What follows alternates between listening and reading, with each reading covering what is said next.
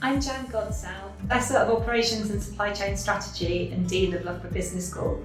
I'm also co-director at Interact.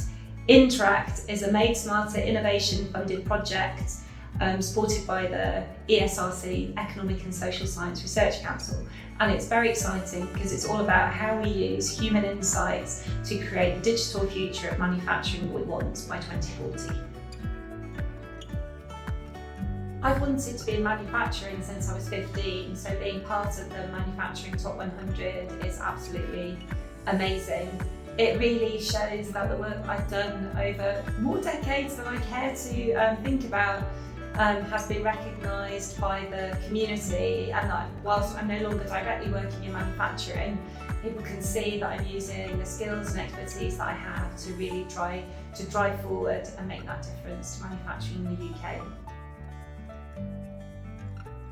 So when I was 15, my mum bought me a Sony Walkman, and I was absolutely blown away that this tiny little box could produce music that I could listen to as I walked around. And it really sparked an interest for me in Japan and Japanese manufacturing, which was really world leading at that point. And from that point onwards, I knew that I wanted to work in manufacturing. Maybe one of the biggest changes that I'm really seeing is that we should no longer look at manufacturing plants as being totally independent from the logistics, and maybe that we need to start to think not of factories just as boxes, but to start to think about the manufacturing landscape in a much more holistic and joined up way as a sort of distributed manufacturing network.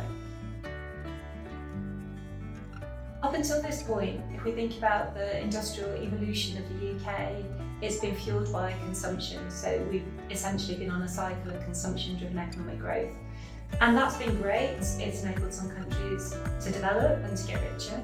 But actually, I think what we're beginning to realise now that that's not without its consequences, that whilst we had GDP-fueled economic growth, it's had an impact on our planet, but also it's also increased societal inequities.